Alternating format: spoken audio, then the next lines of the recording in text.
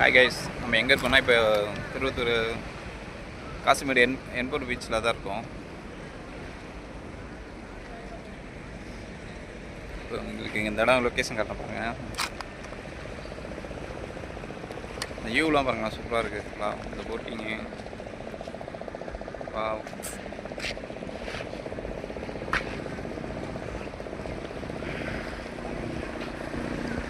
Hi Kamaraj,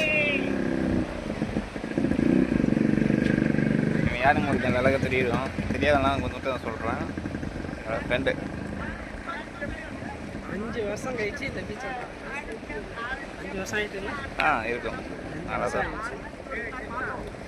அவ்வளோ miss பண்ணிட்டேன்.